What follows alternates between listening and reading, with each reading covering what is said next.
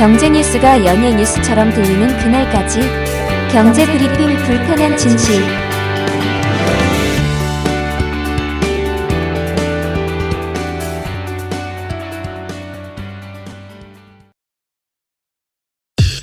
EPD의 픽. 올해 연말은 예년과는 너무나 다른 것 같아요. 보통 연말을 앞두고는 좀 차분해지잖아요. 네. 하지만 올해는요, 역대급 사건이 이어지고 있습니다. 회색 코뿔소 마냥 우리나라 부동산 시장을 공포로 몰아넣었던 거 아시죠? 부동산 PF 아닙니까? 그렇죠. 경불진에서도 여러 차례 경고했었는데 그동안 문제없다 라고 정부나 언론들은 얘기해왔지만 이게 현실화되고 있어요. 뿐만 아니라 분양 보증 사고, 이거 이따가도 설명드리겠지만 이게요, 어이구, 현 정부 들어서는 까딱하면 10몇 년 전이에요. 11년 만에 최다 기록을 경신했다고 합니다. 그래서 그동안 이런 것들 다 가짜뉴스다라고 항변했던 건설업계에서는 이미 살생부가 돌고 있다라는 소문도 있더라고요. 이에 정부는 올해 초 큰 재미를 봤던 특례 보금자리론, 이걸 업그레이드한 신생아 특례 대출, 이걸로요 부동산 시장을 어떻게든 살리려고 용을 쓰고 있더라고요. 마침 내년이 용해 아닙니까? 그래서 네. 용을 쓰나? 그런데 과연 이게 성공할 수 있을까요? 네, 아마 용용 죽겠지 이럴 것 같은데요.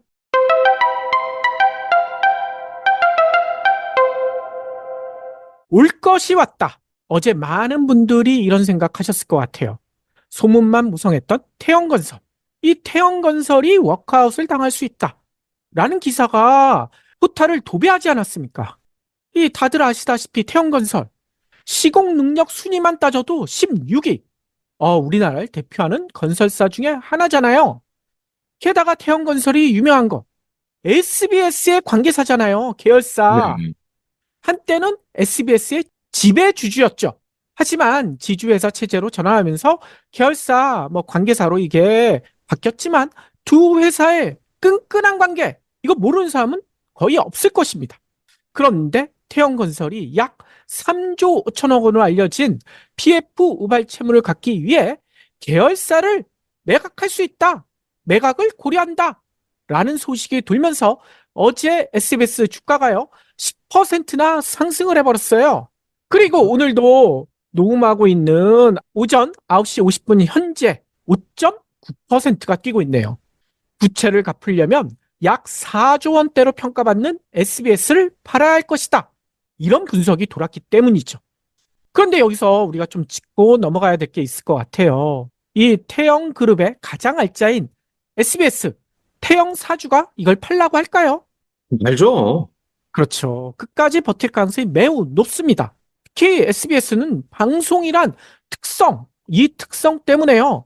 곧 총선을 앞둔 현 정부와 모종의 딜이 있을 수도 있다. 이런 이야기도 흘러나오고 있거든요. 예. 차라리 태영을 버리고 그냥 SBS만 가져가는 게 나을 것 같은데요. 그럴지도 모르겠지만요. 아무튼 상황은 그렇게 녹록치 않다고 하더라고요. 왜냐, 태영건설 이번 주에요. 서울 성수동 오피스2 개발 사업과 관련해서 약 480억 규모의 PF 대출 만기. 이게 도래하는데 이걸 해결해야 합니다. 이걸 지나자마자 1월 초, 얼마 안 남았죠. 이때도 대출 만기가 줄줄이 대기하고 있는 것으로 알려지고 있어요. 근데 이거는 드러난 것만이고요. 숨겨진 또 다른 대출이 튀어나올 수도 있다라는 얘기도 있고요. 태영건설의 사업 보고서를 보면 PF 지급 보증이 500억 이상인 대규모 사업장이 무려 14곳이나 돼요. 오. 대출 잔액이 500억 이상인 사업장도 30곳에 육박합니다. 이거를 일일이 다 틀어막아야 된다는 거예요. 이걸 정부가 어디까지 도울 수 있을까요? 왜냐면요, 태영만 막는다면 가능할 수도 있을 것 같아요. 하지만 태영건설과 비슷한 고민을 가진 건설사가 지금 수두룩 합니다.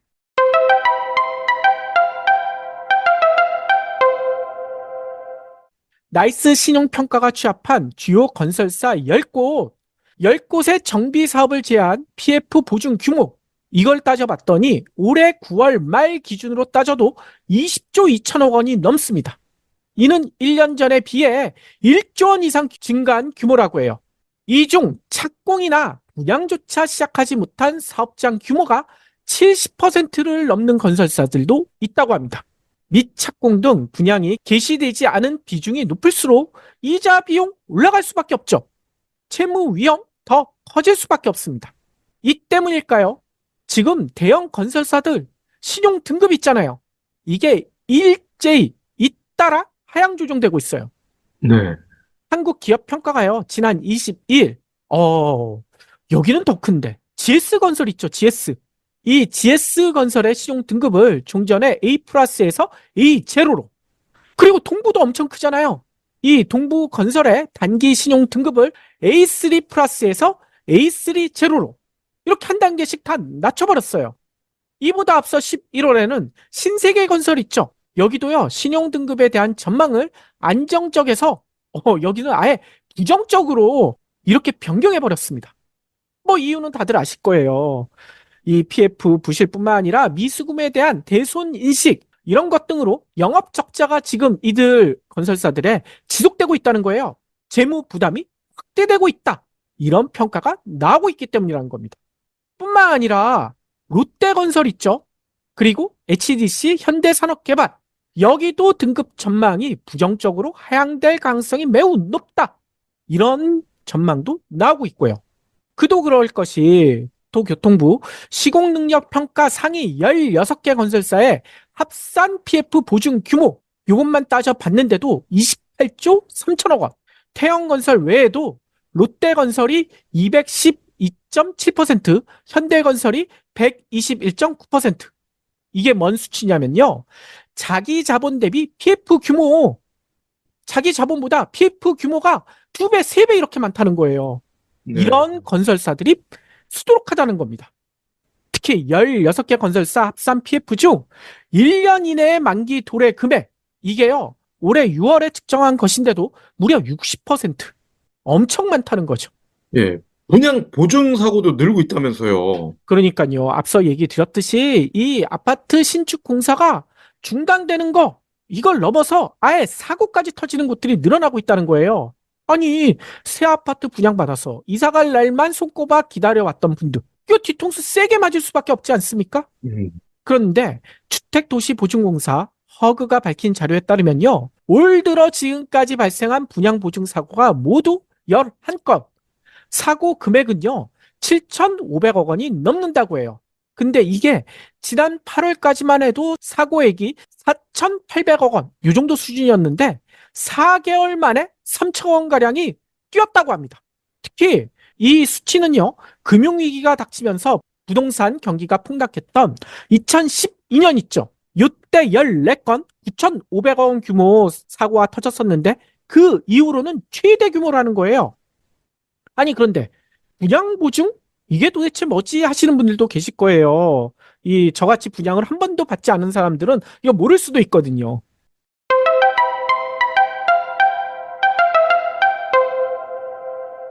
예전 방송에서 얘기 드렸듯이 부동산 개발할 때 시행사가 있고 시공사가 있죠.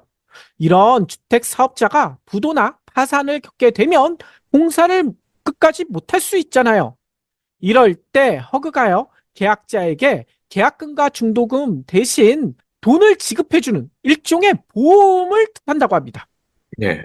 근데 현행법상 분양을 하려면요, 아파트 선분양의 경우에는 의무적으로 분양 보증에 가입하도록 하고 있다는 거예요. 사고가 터질지도 모르니까요. 그런데 기존에는 이게 거의 알려지지 않았어요. 왜냐하면 분양 보증 사고 2021년과 22년만 해도 한 건도 없었거든요. 공사 끝까지 다 완공이 됐다는 겁니다. 그러다가 올 들어 11건 이렇게 급증을 해버렸다는 거예요. 예. 실제로 사고가 나면 어떻게 되는 거예요? 일단 좀 복잡한데 간단하게만 축약해서 말씀드리면 이렇게 된다는 거예요. 보통 이게 선분양 아파트에서 이런 사고가 많이 터지잖아요. 그런데 이 아파트 이미 보통 분양이 끝난 다음에 사고가 터지는 경우들이 대부분이 있거든요.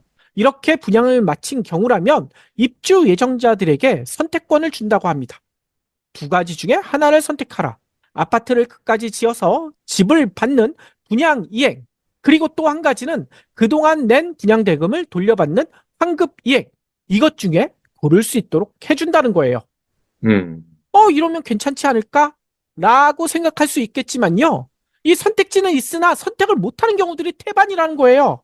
왜냐면, 나는 이 아파트 위치도 좋고 애들 학교도 가깝고 여기 무조건 다시 들어가고 싶어요 하더라도 이 사고가 터진 그 공사를 이어받을 시공사, 이게 찾는 게 쉬울까요? 어렵겠네요. 그렇죠. 특히 공사가 80% 이상 진행될 경우에는 다른 선택권이 있죠. 이 환급 이행, 환급 받는 것도 불가능하게 법적으로 돼 있다고 합니다. 어. 게다가 이게요, 공사가 완전히 멈춰야만 환급 이행을 선택할 수가 있다는 거예요. 공사가 0.1%라도 진행이 된다면, 그러니까 공사는 멈춰 있는데, 사실상 멈춰 있지만, 가서 뭐 포크레인이 땅 한 번 파는 뭐 그런 제스처만 치더라도 공사가 중단된 게 아니다. 그래서 환급 이행 안 해준다. 이렇게 돼 있다는 거예요. 허허. 되게 골 때리죠. 아무튼 이렇게 선택권은 주지만 아무도 선택하지 못하게 만드는, 이게 문제라는 겁니다.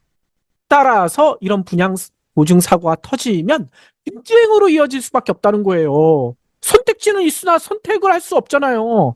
그러면 분쟁, 소송을 걸 수밖에 없겠죠.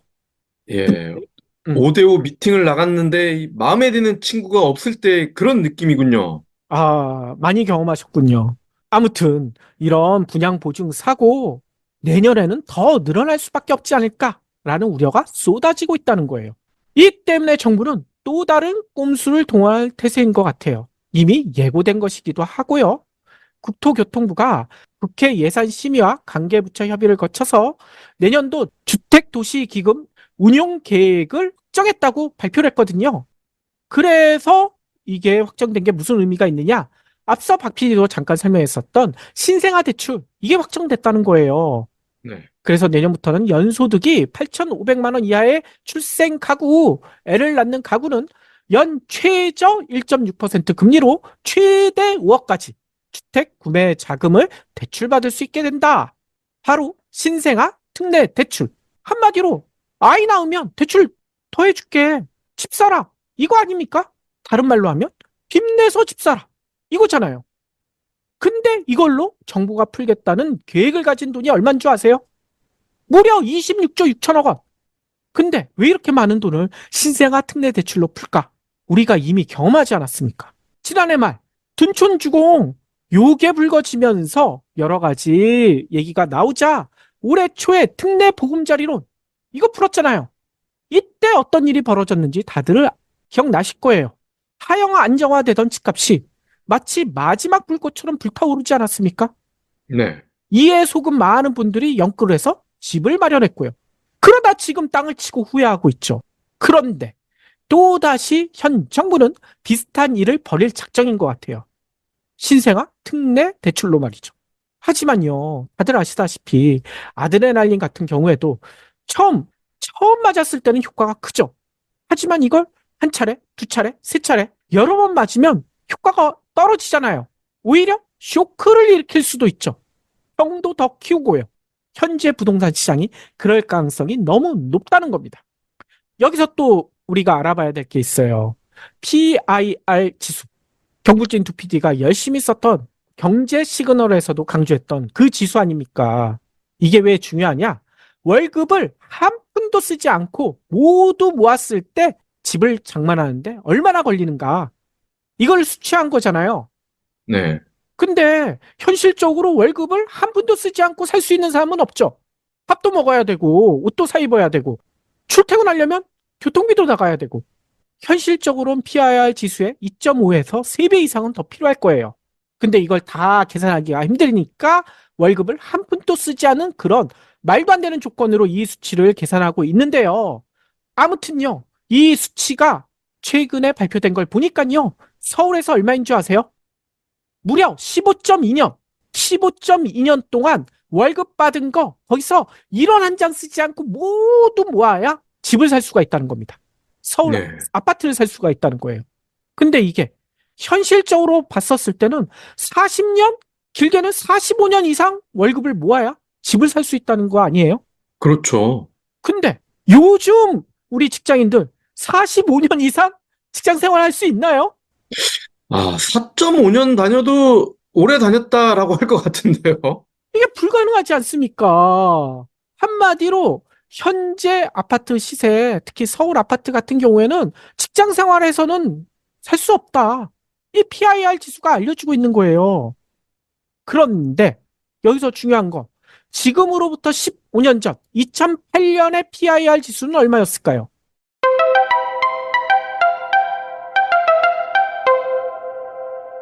제가 자료를 찾아보니까요. 이때만 해도 7.4년이었어요. 7.4년. 이 정도면 노동자들이 집을 사기 위해 노력해 볼 수 있는 기간 아닐까요? 이게 그렇죠. 2.5배, 3배에도 한 20년 정도. 20년 정도는 우리가 열심히 일할 수 있잖아요.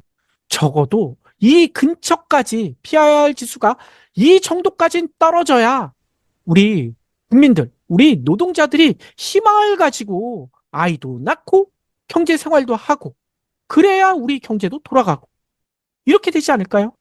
맞아요. 태형 건설의 워크아웃, 건설사의 부도 급증, 그리고 분양보증 사고 11년 만에 최다. 이런 악재가 쏟아지고 있는데도 정부는요, 이런 PIR 지수를 낮추려는 노력은 하지 않고요. 이 사태를 숨기는 데만 급급한 것 같아요. 신생아 특례 대출이라는 너무나 뻔한 누구나는 아니겠죠. 대부분 알 수 있는 꼼수로 이 빚내서 집사를 또다시 강요하고 있지 않습니까? 이게 왜 그럴까? 내년 4월 총선 때까지만이라도 이 부동산 거품 터지는 것을 막겠다는 그런 의지로 볼 수밖에 없다는 거예요. 네.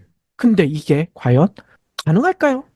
이미 빗장은 열리지 않았습니까? 구멍이 숭숭 뚫리고 있어요. 지금이라도 당장 제 방이 무너질 수도 있다는 겁니다. 그렇기 때문에 이걸 막기 위한 대책을 마련해야 될 텐데 지금 현 정부는 땜질 처방으로 일관하고 있다는 거예요.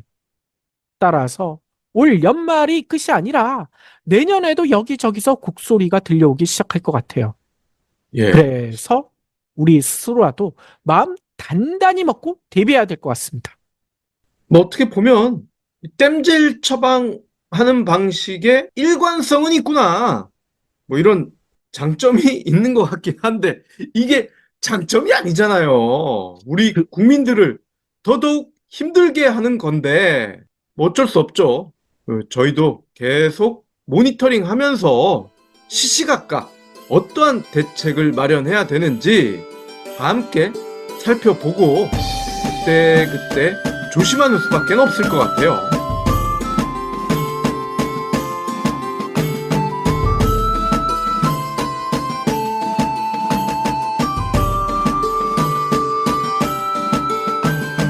경불진 완주해 주셔서 감사합니다.